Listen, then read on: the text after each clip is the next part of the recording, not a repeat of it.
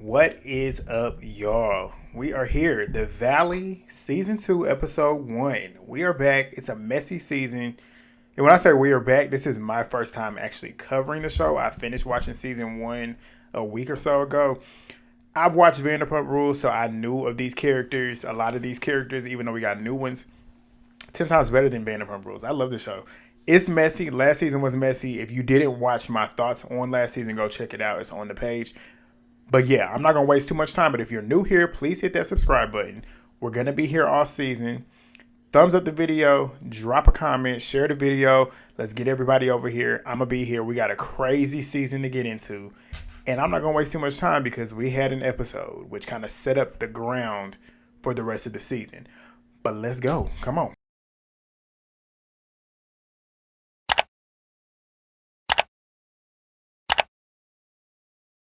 All right, y'all. So we get back and we start off with the intro for the season, which we start off with.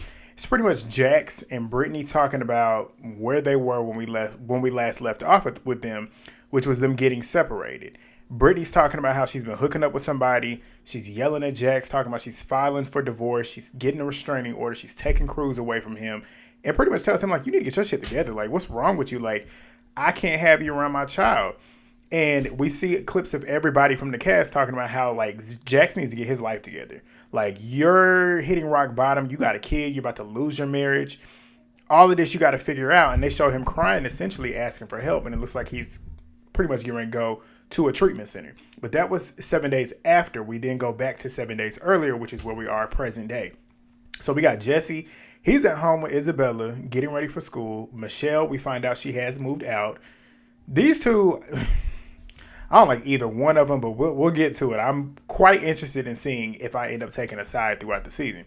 But he's talking about how they're waiting on their divorce to be finalized and everything, and he feels like a weight has been lifted off of him, which it should be. I don't like Jesse, but Michelle, it was clear last season that Michelle didn't want nothing to do with him, which is why I'm like, why are you still dragging your feet? You should have been the wanted to leave him. You should have been up told him that you didn't want to be with him.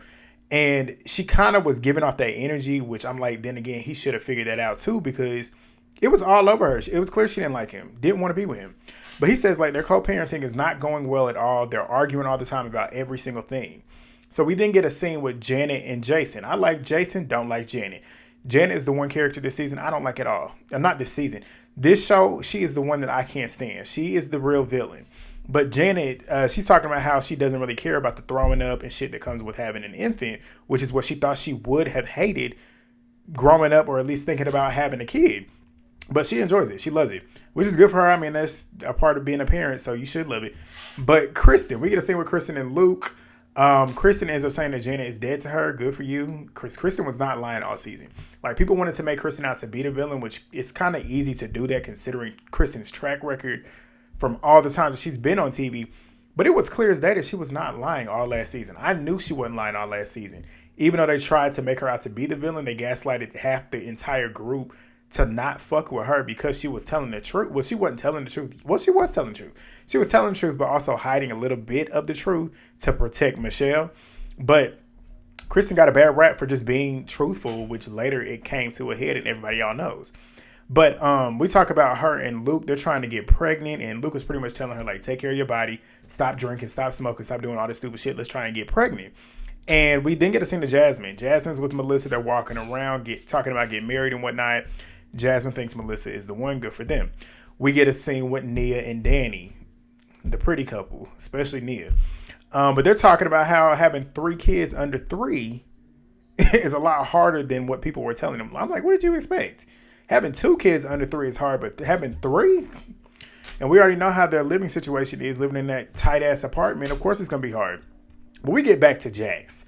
Jax is at home blowing leaves out of his driveway, leaves out of his driveway, and Jesse pulls up. So he gets out the car, asking Jax how he's doing and stuff, and Jax is like, "This is a loaded question."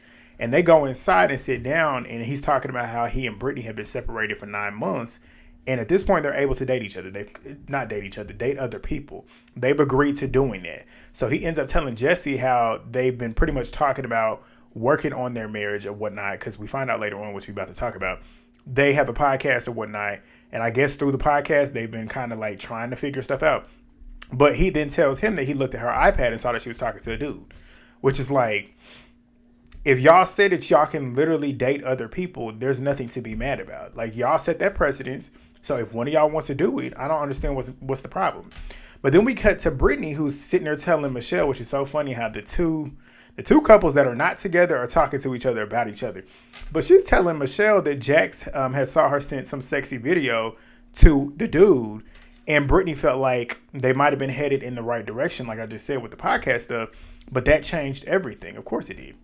But she ends up saying that he had flipped the coffee table onto her knee. Her knee got busted and bruised, and he started crashing out essentially about her cheating on him, which is funny because Jax always cheats on every girlfriend he's had, including Brittany. But, I mean, when it happens to you, you don't like it, huh? But Michelle ends up saying, but y'all agree to seeing other people. And Brittany says, yeah, like he's been texting other girls and seeing other girls too. So it's just like, what you mad about? But Jax, he's then saying that they agree to doing it and hooking up. But like with my friend, that's the wild part, which I'm like, okay, well, you got a point there. Like hooking up with your dude's friend or your girl's friend, that's a different type of fucked up. So Jax was like, he crashed out about it, which, I mean, I understand, but the extent of the crash out, that's a little bit too much. And he ends up saying that Cruz was in the other room, and thank God he didn't see anything. I'm like, he might not have seen it, but he damn sure heard it. You can't tell me he didn't hear it, especially if he was in there flipping shit. But Jesse ends up saying, like, you have to understand, like, he's looking up to you as, like, his influence. Like, you're supposed to be the one that is literally setting the example for him. And eventually he could end up treating other women that way because he's watching you do it. But Brittany ends up saying that he's gotten so much worse over the years, and she cannot let Cruz around him solo. And he just needs to stop the partying, because when he parties and gets drunk, it gets even worse. Obviously, liquor just makes everything worse. But Michelle ends up saying, like, she doesn't miss that. Like, Jesse apparently was doing the same thing, which we already know. Jesse, like I said in my overview of the first look, Jesse give off DV vibes. Like, something about him just gives off, like, he will sock you in your shit. That's just what I get. But she's like, he's having a midlife crisis at 44 years old instead of calming down. But Jesse ends up saying, like, he went through a hookup phase, like a hoe phase, once he got out of that relationship with Michelle, which I understand because she wasn't giving him none. Like, if you with her for as long as they've been together, and I think during that period of time, they weren't having sex. So, like, if he's being committed, he's not having sex. So, like, he's a grown-ass man. He's 44 years old. He has needs. So, obviously, he's going to have a hoe phase when he didn't get to have none. So, that's what happened. But he ends up talking about how he's got a new relationship and the girl's great and whatnot. She's strong. She's magnificent. She diffuses situations. I'm like, okay, well, I hope you're not giving her the same type of energy and craziness that you gave Michelle. But he was like, it's good to have somebody put up a mirror in your face and kind of talk you through shit. Whereas Michelle never did. And she always pretty much talked shit about you and told you how much she can't stand what you do whenever you did the things that you did. But Michelle's over there pretty much talking about the same thing. Like, she said, I don't have a problem with the girl. I done found another dude, which she says is Aaron. She says that he's the polar opposite of Jesse, and they met a couple years ago, which I'm assuming this is probably the person that Kristen was talking about.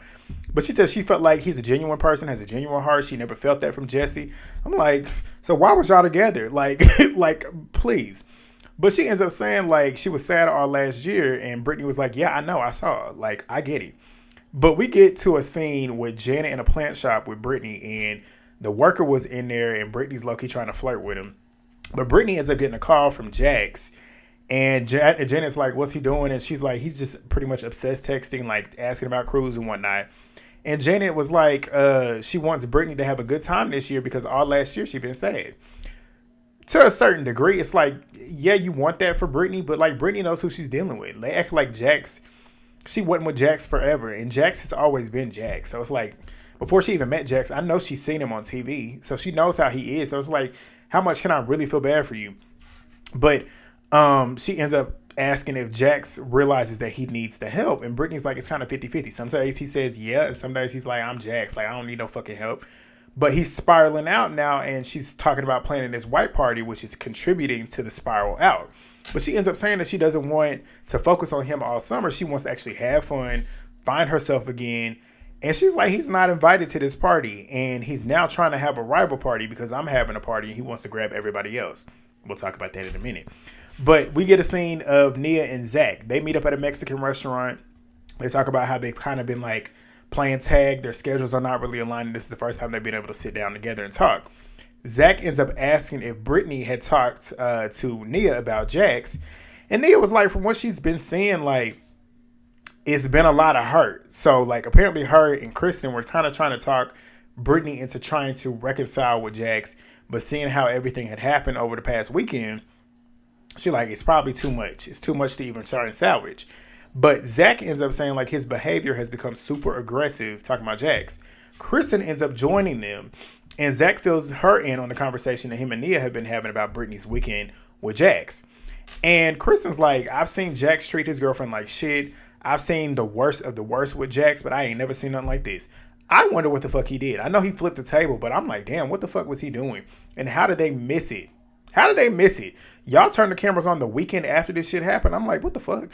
But Kristen ends up saying that.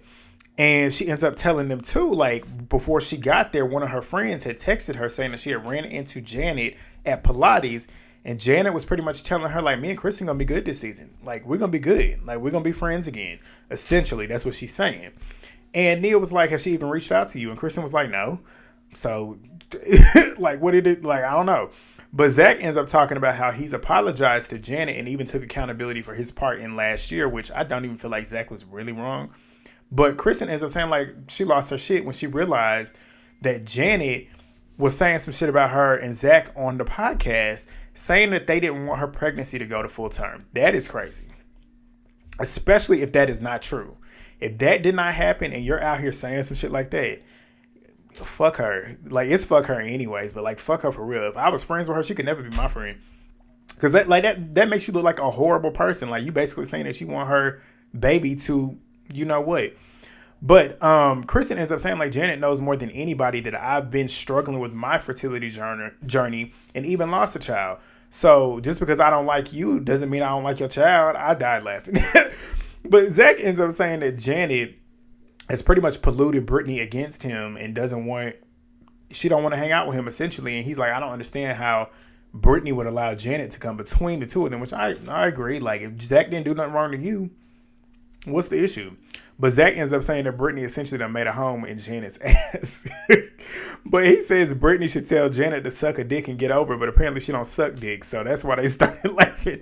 But we get back to Jesse's house. And guess who comes over there? Kristen. I was like, oh, the two that was like this all last season. But they start laughing and joking about it. Like, look at us. We done finally came to some type of agreement to where we can be around each other. But he ends up asking how Luke is doing and whatnot, which I found interesting too, because Luke and Jesse was like this too. But they start talking about that. And Kristen talks about pretty much like, I'm shocked that we're able to be in a coexisting kind of environment considering the past, which they showed the aggressive past more so on Jesse's end, him banging tables and shit, screaming in her face. Jesse was a lot last season, a lot. But he ends up pouring her some wine. She ends up saying the last time that she had talked to him was about Isabella's birthday party. And Jesse pretty much lets her know that he had invited Michelle's boyfriend over. And Jesse says, like, he had found out that Aaron was the guy. He said, if I find out that Aaron, who is Michelle's boyfriend, was the guy that broke up my marriage, it will not go over well. We know it won't. We know you crash out and you probably will end up hitting him. But Jesse ends up telling Kristen that she was essentially right about everything, which we all knew. We all knew it. And he said he knew it too. He said, but he kind of just resented and led to, well, all of that information being true that he knew was true. She ended up being on the other end of his resentment, which he pretty much just took that anger out on Kristen instead of really addressing that shit with his wife, Michelle. So he was pretty much apologizing for projecting all of that onto her and taking accountability for it. And he even apologized. And it did seem like a genuine apology. So I was like, good for you. Good for you. But Kristen, she appreciated it. She said, I know it was hard, but that apology means a lot to me, especially since it was done here in person. But Kristen then says, essentially, everybody should take a page out of his book because he's being grown. He's actually humbling himself and actually takes the accountability for where he was wrong. It's like Kristen can say that because Kristen do be taking accountability. I will say that. She does take accountability. She might come around it with some bullshit and then turn around and do it again. But I will say when she does do something wrong, she will take accountability for it, from what I can remember. But Kristen been on TV forever. But, which is crazy how I'm literally on Kristen's side, because I did not like Kristen on Vanderpump Rules. But she ends up saying, Jesse ends up saying, because they start talking about how like the families are essentially separated and it's kind of between like Team Jesse or Team Michelle. And Kristen's like, who would have thought? I'm on Team Jesse. I'm like, yeah, me too. Me too. But we get a scene with Nia and Danny. They're out to lunch. Danny's pretty much talking about how they don't have breaks. They got 3 kids. They don't have a daycare. They don't have a nanny. It's all on them. That's the part of being parents. But he's talking about like we too blessed to be stressed. I said, you look a little bit stressed. But he ends up talking about how Nia's got to stop joking about wanting to have another child. I'm like, y'all want another kid? 3 under 3? And you want another one? And y'all living in a box, essentially? I'm like, come on. But he ends up saying like, we had to get a storage unit because my child ain't even got no room. We ain't got no space, which I completely agree with Danny. Like at some point, not even at some point, now y'all need to find a way to get out of that apartment and get a house where you have more space so you're not cluttered with 3 kids. But he ends up bringing up Santa Clarita again, and they show the flashback of Nia. We all know Nia is not a fan of that.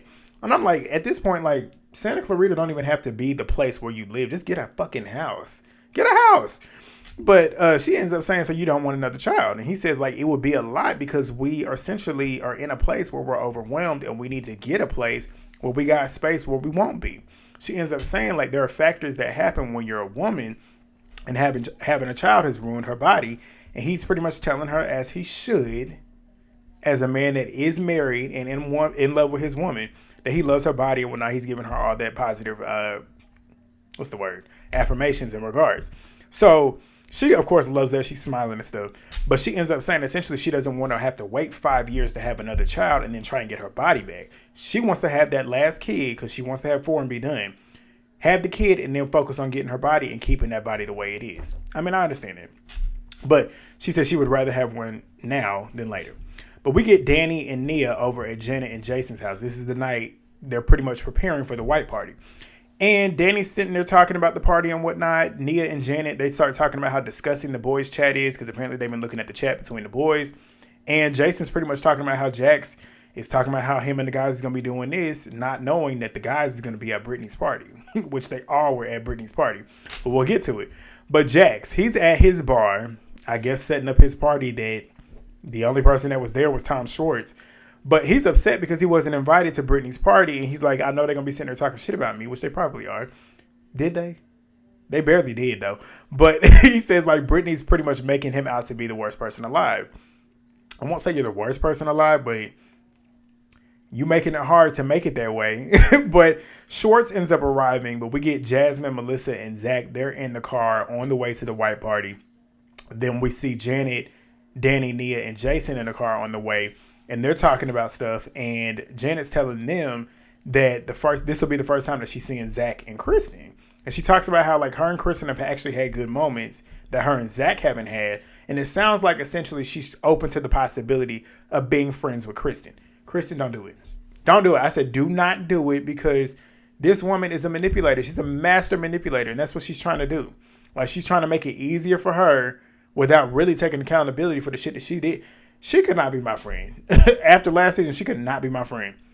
Because she likes to hide the rock. And she likes to throw the rock and hide her hands. That's literally what it is. But she did it on TV. So now you can't hide. You can't hide now.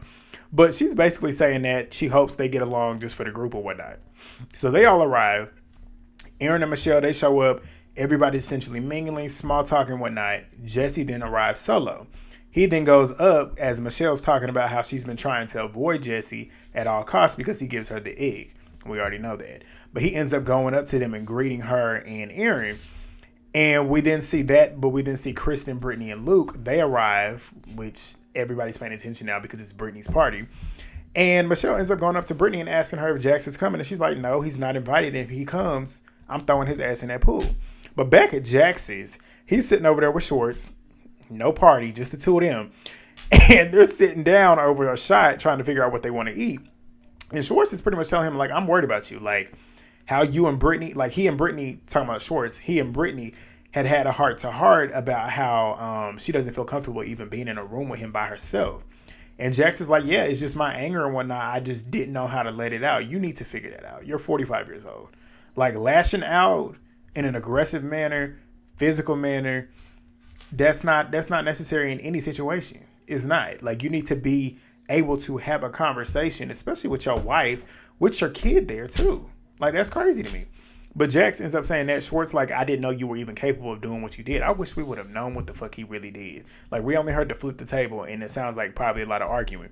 But Jax ends up saying, like, he talks about how his friend was the guy that infiltrated their marriage, and it's like, imagine seeing your wife naked in another man's phone, and the man ends up being your own damn friend. I mean, I'm like, I get you on that. I get you on that.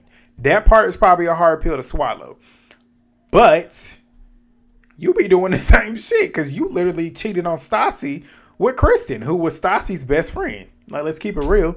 Like, that's just karma that just came back and bit you in your ass. But he ends up talking about that, and Schwartz is like, your feelings are valid, but your actions are not, which is true. I'm like, Schwartz is keeping it real with him. But Jax ends up saying, like, she flies off the handle with me too, and she's so hot and cold at the point where we almost fucked, essentially. And I'm like, okay. But Schwartz ends up telling him, like, if you don't seek counseling or some type of therapy, you gonna hit rock bottom. And that's when he kind of realizes, he's like, yeah, I know I'm supposed to be this hero to my son. And like coming home to an empty house, walking by, seeing his room and he's not there. I'm 45 years old. What the fuck is wrong with me? I'm like, yeah, what the fuck is wrong with you? You need to figure that out. But back at Britney's, you got Jesse talking with Michelle, Danny, and Aaron. And he's talking about how he had met Aaron at the birthday party for the first time, and he doesn't think that Aaron likes him very much. I mean, if he saw you on TV like we did, I don't blame him. But Michelle ends up saying, like, her only problem, telling Jesse her only problem with Isabella is that she feels like she wants everything, pretty much stating like she gets everything from Jesse.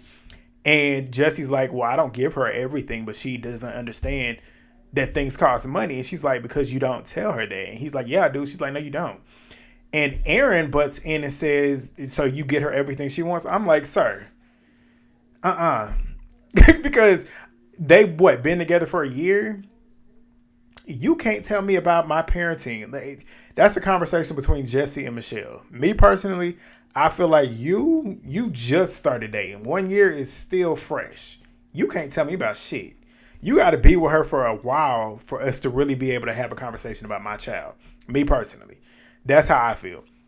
But he's saying that, and Jesse's pretty much saying in his confessional, like, it don't matter if I spoil my child or not. You shut the fuck up because you ain't even her dad. And I'm like, you know what? I get you on that. But Kristen and Jasmine, they're talking about how Kristen hasn't even made eye contact with Janet. And Kristen's telling her about the friend that at the Pilates where she had told Kristen that Janet had told her essentially that her and Kristen were going to be cool. And as she's saying this, Janet comes up and asks to talk. So they go and sit down. Janet got her manipulation tactics on. I said, you better pay attention, Kristen. Like, don't let her reel you in. But Janet ends up saying last summer was hard for her in general, but she doesn't want that to define everything that happened between them because they've had a lot of good times and she wants to get back to that. I said, bitch, please. Be for real. Because if you didn't want that to happen, you wouldn't have spent all last season trying to shut her out, trying to turn everybody against her because you know what she was saying was true. Like, I believe wholeheartedly that what Kristen was saying about what Janet said about Michelle, I believe that's true. 1,000%. But Kristen ends up saying that she's reluctant after last summer and you spent all season going in on me and you went in on me on that podcast saying that I didn't support your pregnancy. And Janet was like, I want to apologize about it, but Brittany had told me that Zack has said that he didn't care if I miscarried. And Kristen's like, I don't condone that, but if you expect me to turn off and cut off my best friend because he made a mistake, you crazy. And Janet's like, I'm sorry I roped you into that situation with Zack's demonic behavior. I'm like, here you go. You talking about demonic. You ain't that far away. But Kristen says, like, keep him out of it. Just apologize for what you did to me. Stop roping him into it, which I get her. And she ends up saying, like, if you're really sorry, you're going to apologize about it. But you're gaslighting me with this non-apology. And I'm like, you're right. But Janet, she ends up saying, like, it's kind of hard to separate two things. And Kristen's like, then that's what you have to work on. And Janet then asks Kristen, are you sorry about anything? So that's what you wanted to do. He's like, Kristen, what is Kristen to be sorry about? Because she exposed your business? Because you were doing that type of shit? Like, I mean, you did it, and she's friends with that other person. So what is she supposed to do? Sit around and let you sit around and talk shit and smile on somebody's face? But Kristen ends up saying, like, I literally repeated everything that you had told me and what I was told and heard, which, I mean, it's messy, but If it's true, it's true. But Kristen ends up saying that Janet had tried to paint her as this asshole all last summer. And there's so much power in just admitting and owning up to what the fuck you did instead of running away, which is what Janet did all last season. Anytime that he got on her about what the fuck she did, what did she do? Get up and leave. Look at the finale. Got up and leave. Every time somebody was sitting there addressing her. But Kristen starts getting emotional and whatever and saying like the apology does not feel genuine. I don't believe it is. But Janet gets up and says like, okay, I'm sorry it didn't go well. Like, I wish you well. I'll see you around. But Janet gets in her confessional saying that she's fed up because she's not, like, they're not getting in a place of peace. And I'm like, what do you expect? The way you acted last season was not peaceful. But Kristen ends up saying like she don't see a future of trust with her and Janet because she's still manipulating. I'm like, finally, I'm glad you see it. But Jason ends up asking Janet when she comes back how it went. She's not great. So they end up walking away. And Kristen ends up telling Luke about the conversation and pretty much told her like she's roping me on this shit, talking about Zach's demonic shit. And Luke was like, so who the fuck does she think she is? I like Luke. Luke is one of the ones, he's one of the few on this season, on this cast that I like. I like him. I like Nia. I like Jasmine. I like Jason. And I like Danny. But we'll see if that lasts. But Michelle ends up telling Jesse about how she had met with this lady about Isabella's school. And Jesse's mad because he's like, you made a decision to meet with somebody about our daughter without informing me. And Michelle's like, call the lawyer. I didn't do nothing wrong. Like, that is allowed. But then again, I get where he's coming from because he wants to be involved in these conversations about where his daughter is going to school. But I mean, I get Michelle too, though. But he ends up saying, like, I'd like to look at schools too. And Michelle's like, I don't want her going to school in Newport because apparently that's where he and his girlfriend, well, that's where his girlfriend's at. And she's like, because she's already in school in LA. I live here in LA. Obviously, it's going to be, here it goes. Because if he's wanting to move to Newport, I don't know how far away from LA that is, but I'm assuming it's far. It's like, okay.